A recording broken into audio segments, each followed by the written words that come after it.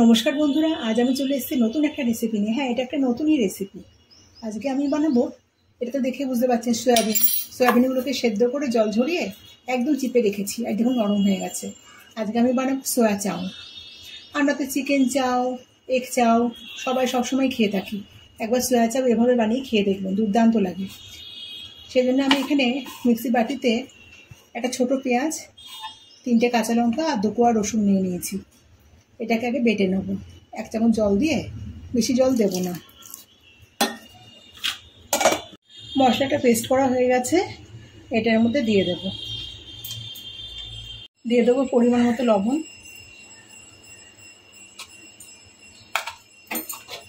আর বাইন্ডিংয়ের জন্য দেব 1 চামচ ময়দা। এটাকে ভালো করে মেখে আমি রেখে দেব। জল গরম করতে বসিয়ে দিয়েছি, এর মধ্যে আমি দিয়ে দেবো 1 চামচ মতো রিফাইন অয়েল, আর দিয়ে দিয়েছি 2 চামচ লবণ। এবার এটাকে ভালো করে খুন্তি দিয়ে ঘেটে নেব। জলটা ফুটলে পরে চাউটাকে আমি 80% সেদ্ধ করবো, পুরো সেদ্ধ করবো না। চাউটা সেদ্ধ হয়ে গেছে, এটাকে ভালো করে ধুয়ে জল ঝরিয়ে রেখে দিয়েছি এক ঝাঁঝরি বাটিতে। আর এখানে আমি যেহেতু ঘরোয়া উপায় করব, আমি আলু লম্বা লম্বা করে কেটে একটু লবণ মাখিয়ে রেখেছি, তাহলে তাড়াতাড়ি করে সেদ্ধ হয়ে যাবে।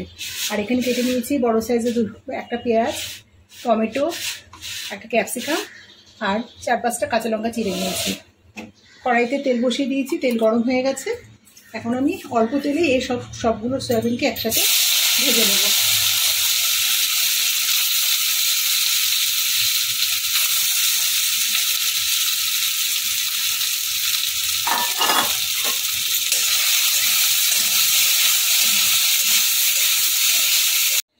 সয়াবিনগুলোকে লাল লাল করে ভেজে তুলে নিয়েছি।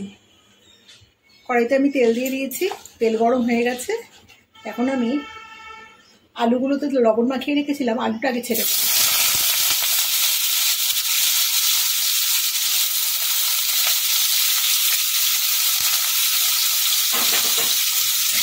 আলুটাকে একটুখানি নেড়ে চেড়ে হালকা করে তাকে নেড়ে চেড়ে নেবো দুটাকে। কিন্তু এইভাবে একবার বানিয়ে দেখবেন। বাচ্চারা তো অনেক বাচ্চাই আছে, যেমন আমার মেয়ে সয়াবিন একদম খেতে চায় না। আমি কিন্তু এভাবে ভাবে যে আমি আর মাংস খাচ্ছি, এভাবে কিন্তু আমি বানিয়ে খাওয়াই। সয়াবিনের স্যুপ বানিয়ে খাওয়াই,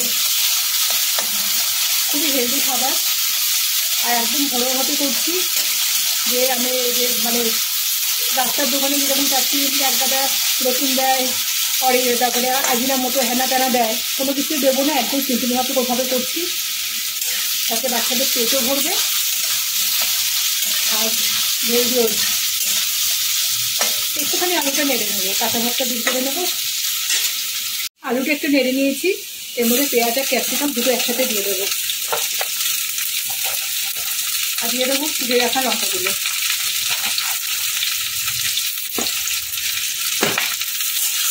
এবার হাই ফ্লেমে এগুলোকে ভালো করে নাড়বো। আলুতে লবণ দেওয়া, পেঁয়াজ ক্যাপসিকামে তো লবণ দেওয়া নেই, তাই সামান্য একটুখানি লবণ এর মধ্যে ছড়িয়ে দেবো।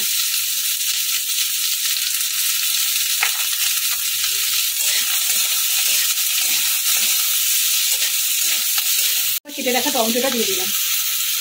আমি কোনো সসের ব্যবহার করবো না, সেই জন্য আমি টমেটোটা কেটে কুচিয়ে দিয়ে দিচ্ছি। আবারও ভালো করে নেড়ে চেড়ে নেবো। এর মধ্যে এবার হাফ সয়াবিন আমি ছড়িয়ে দেবো, হাফ আবার পরে দেবো। ভালো করে নেড়ে চেড়ে নিলাম। এবার অল্প করে চাউ দেবো। আমার অনেকটা চাউ তো, একবারে দিলে পরে নাড়া যাবে না, আর অল্প করে লবণ ছড়াবো।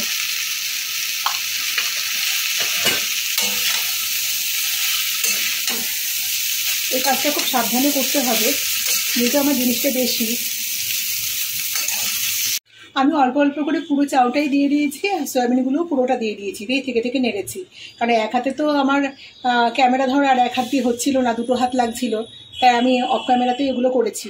দেখুন বন্ধুরা, আমি গ্যাসটাকে অফ করে দিলাম। আমাদের সোয়া চাউ পুরোপুরি রেডি। কত সুন্দর হয়েছে দেখতে, যত সুন্দর হয়েছে খেতেও কিন্তু খুব টেস্টি হয়।